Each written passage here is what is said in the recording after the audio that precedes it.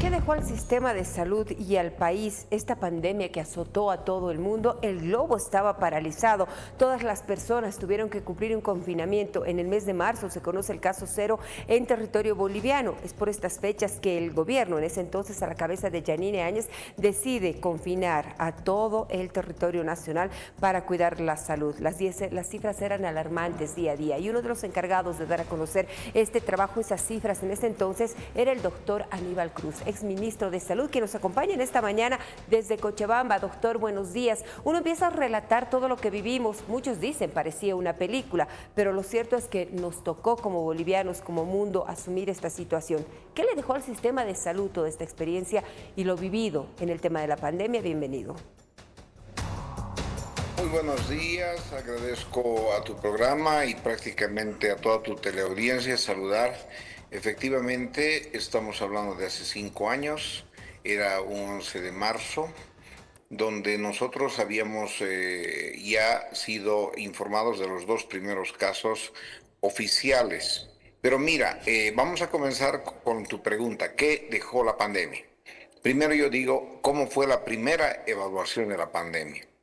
Para tener un sistema de salud tienes que tener un sistema único de salud, tienes que tener los laboratorios necesarios, tienes que tener la infraestructura y el equipamiento y el personal y tienes que tener el comportamiento social.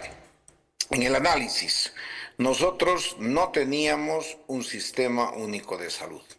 Segundo, no teníamos laboratorios para diagnosticar, determinar y aislar. Teníamos que mandar al CDC de Atlanta y después de 4 días, cuando otra gente ya había sido infectada, recién tener aquello. Tercero, no teníamos equipamiento, no teníamos infraestructura, no teníamos recursos humanos. Y cuarto, no teníamos el comportamiento social adecuado. Estábamos viviendo una etapa de transición donde se politizaba cualquier noticia, se decía que la pandemia había sido traída por el imperio, por el gobierno de Yanine Áñez, que se quería aislar a la gente, que se quería separar. Imagínate en esas circunstancias. Además, ya no teníamos insumos de bioseguridad. Yo hacía un recuento de los barbijos que teníamos en toda Bolivia y no llegábamos a los 6 millones de barbijos en toda Bolivia y necesitábamos 44 millones de barbijos por día en el supuesto caso que teníamos que cambiarnos 4 veces los barbijos porque se infectaban estos. Entonces, era una etapa de terror, entonces tuvimos que tomar medidas drásticas que fueron históricas. Yo te digo, en Sudamérica fuimos el primer país que confinamos, fuimos el primer país que cerramos los aeropuertos. Yo recuerdo bien, había una delegación de personas coreanas, chinas en Uyuni. Tuvimos que aislarlas y yo decía siempre, ellos no han traído la enfermedad va a venir para nosotros de Europa porque nuestros migrantes van a llegar en avión. Entonces ya puedes imaginarte cómo estábamos viviendo esa primera etapa y el terror con el que recibimos. Entonces decidimos nosotros tomar una política drástica y además tener a la población informada. No sé si tú recuerdas, yo todos los días y dije, la única persona que puede informar sobre la pandemia es el ministro de Salud. Entonces yo salía todos los días a las 7 de la noche informando al país si habían infectados, no habían infectados.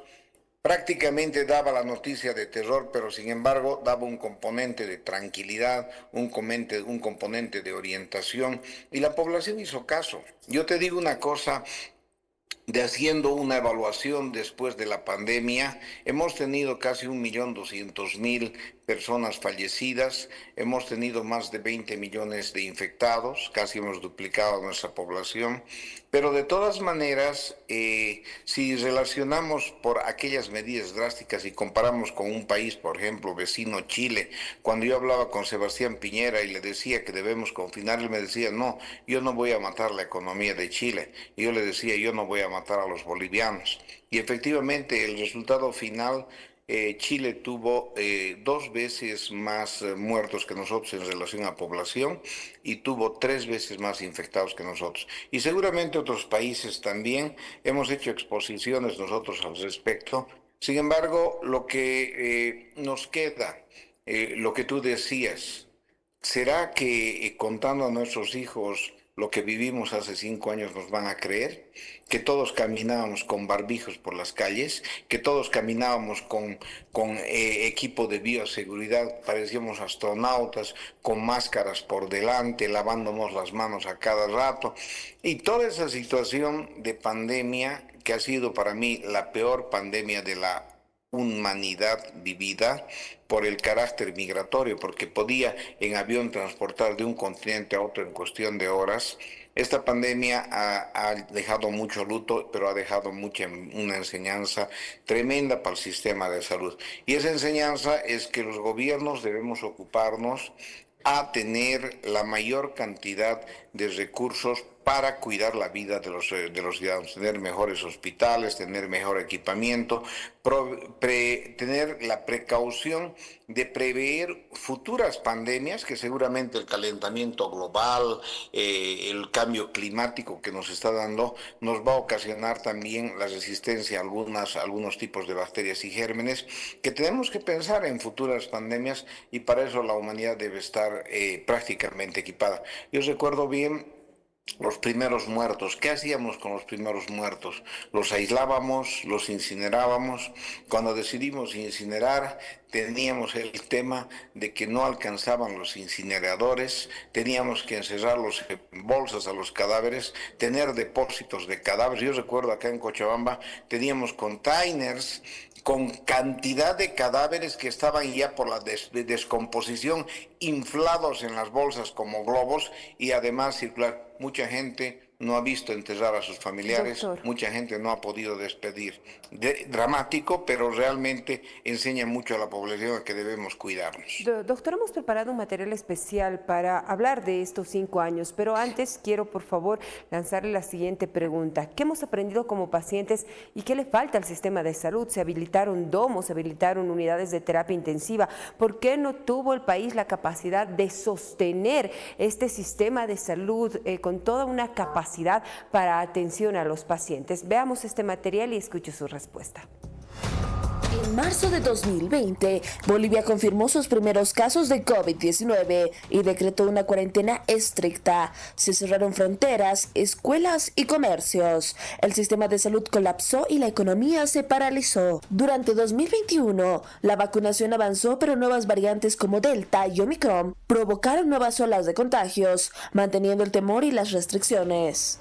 En 2022, las medidas sanitarias comenzaron a relajarse y la pandemia entró en fase de control, aunque la crisis dejó huellas profundas en la educación y el empleo. Para 2023, el COVID dejó de ser una emergencia mundial, pero en Bolivia aún persistían sus efectos en la salud mental y la economía.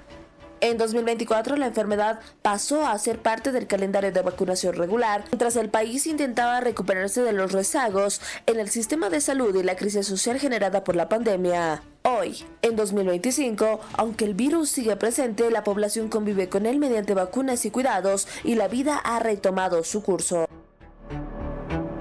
La vida ha retomado su curso. Fuimos uno de los primeros países en Sudamérica en decidir ese confinamiento para cuidar a los bolivianos. Se aprendió en el camino a trabajar y a tratar, por ejemplo, a los cadáveres. Usted lo explicaba. ¿Por qué no se aprovechó esa situación para regalarle mejores condiciones de salud o del sistema de salud en atención al pueblo boliviano, doctor? Mira, nosotros tuvimos medidas importantes. No te olvides de que aumentamos el presupuesto de salud al 10% que decía el curita Mateo, Sí. ¿no? Y que de alguna manera pudimos responder a la pandemia.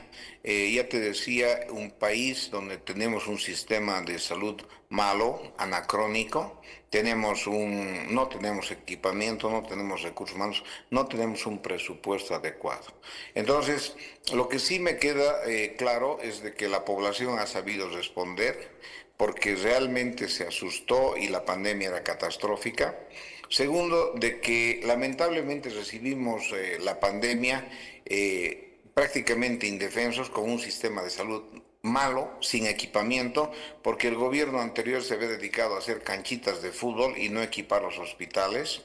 Pero sin embargo, después de 5 años, podemos decir de que de alguna manera se ha fortalecido el sistema de salud con equipamiento y todo aquello, pero ya nos hemos olvidado de la pandemia. Nos hemos olvidado de los mandiles blancos, de esos héroes de blanco, no se da condiciones a los médicos de trabajo, otra vez los médicos han pasado a segundo plano, los hospitales ya no son importantes y lamentablemente nosotros otra vez estamos sin condiciones de recibir una pandemia. Es importante que el gobierno o el futuro gobierno que venga se preocupe de hacer una estrategia de fortalecimiento del sistema y que el ciudadano boliviano no se encuentre indefenso. Somos un país pequeñito, 11 o 14 millones de habitantes, que de alguna manera es muy fácil el poder controlar. El ejemplo claro, Uruguay con 4 millones ha sido el mejor resultado de la historia del mundo en la respuesta a la pandemia. Entonces, nosotros tenemos que tener un sistema de salud fuerte, nuestros gobiernos tienen que ocuparse de la salud y la vida de los bolivianos para prever esto. Ya le digo, no estamos exentos de una nueva pandemia, y eso lo ha dicho la OMS, y eso lo vuelvo a recalcar yo que he estado en diferentes conferencias de tipo mundial. ¿Qué quiere decir esto? Que de alguna manera los gobiernos deben preocuparse en el equipamiento. El segundo elemento es de que la población debe tener un cierto comportamiento disciplinado a los designios que dé el Ministerio de Salud en respuesta y en advertencia a enfermedades o cuidado de las personas, completar los esquemas de vacunación. Mira, tú decías, y mira, qué sabias tus palabras, decías, ha ido en una evolución, efectivamente. La tercera ola ha sido la más grave. ¿Por qué? Porque la población ya se había infectado, la población tenía un flujo migratorio de la pandemia.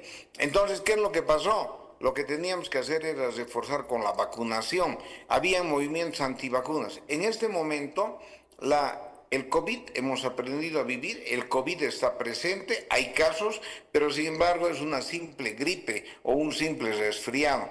Lo que quiere decir que la población ahora tiene que aprender a que constantemente debe continuar con sus esquemas de vacunación. Las personas que se habían vacunado antes con la vacuna de influenza, que es pariente del coronavirus, no han tenido las consecuencias en la primera y en la segunda ola como personas que no estaban vacunadas. Entonces, ¿qué quiere decir? El sistema inmunitario, y esto para los antivacunas, el sistema inmunitario se va reforzando con la inyección o con el contacto de partes de los gérmenes o gérmenes atenuados que permiten hacer de que nuestro organismo pueda responder en forma positiva ante la agresión y no tener las complicaciones. Esto no quiere decir que no nos vamos a enfermar, al contrario, esto quiere decir que cuando nos enfermemos, prácticamente el germen no sea tan agresivo porque nosotros ya tenemos defensas y lo esperamos. Te explico.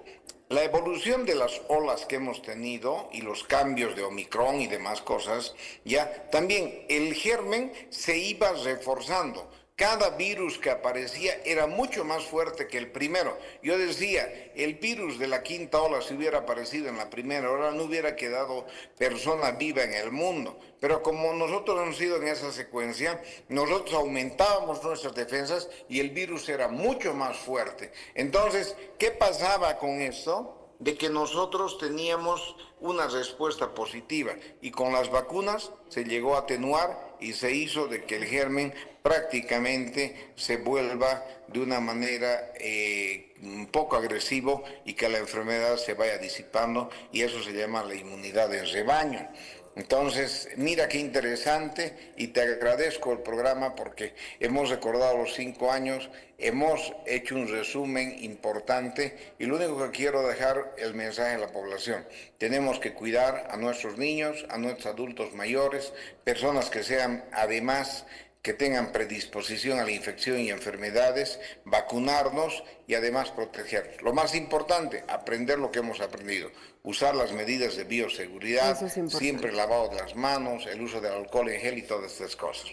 Doctor, por favor, en los últimos 30 segundos, si bien estamos conversando con el profesional en salud, con la ex autoridad, específicamente como ex ministro de Salud, el nuevo gobierno debería destinar más presupuesto, usted lo dijo al comenzar, lo hicieron en su momento como gobierno que le tocó vivir esta pandemia, pero ya dentro de una planificación, más presupuesto para salud, ni el 10% se destina para educación y salud, cuando un país que es educado y atiende a su gente en el tema de salud es un país en desarrollo. Mira, es importante de que el futuro gobierno tenga una planificación. Yo he escrito bastante sobre el coronavirus, he escrito sobre el sistema de salud. El sistema debe estar bajado con una fuente de financiamiento importantísimo, quiere decir que el presupuesto debe ser mayor. Debemos equipar nuestros hospitales, debemos además tener la cantidad suficiente de recursos humanos, hacer un sistema único y fundamentalmente que la población aprenda a escuchar a sus médicos, aprenda a tener la orientación necesaria y aprenda a tener prácticamente ese comportamiento disciplinado. Hay países como el Uruguay donde un instructivo del Ministerio de Salud es un instructivo con conocimiento y la población acata y los resultados son favorables. Entonces, esto es importante, no politizar la salud. La salud debe ser, como dice la Constitución política, la primera obligación del Estado, cuidar la salud equitativa y gratuita para toda la población, y en eso el futuro gobierno tiene que marcarse y nosotros como ciudadanos debemos exigir, porque no hemos perdido a nuestros seres queridos, a nuestros hijos, a nuestros padres, a nuestros amigos, profesionales que tenían un valor fantástico, personas muy queridas, y esto ha sido porque estábamos en un sentido de indefensión. Es como si viene una ola y nosotros no tenemos cómo defendernos. Así vino la pandemia, pero gracias a Dios los resultados fueron positivos, lo confirmo ahora, porque las acciones fueron las más adecuadas pese a la gravedad. No nos hicieron caso otros países, en el caso de, por ejemplo, Ecuador, donde los cadáveres tenían que recoger los carros basureros extendidos en las calles, y nosotros subimos cuidar, subimos tener oportunamente oxígeno, la vacuna aunque llegó muy tarde, pero nuestra población estaba educada. Muchas gracias por esta entrevista y siempre a tus órdenes. Muchísimas gracias a usted, doctor. Era importante recordar todo ello porque nos quedamos con ese consejo del profesional en salud. No debemos bajar la guardia como ciudadanía, como pacientes, continuar con estas medidas de bioseguridad como educación y coadyuvar al trabajo que hacen nuestros héroes de mandil blanco. Gracias, doctor. Será esta otra oportunidad.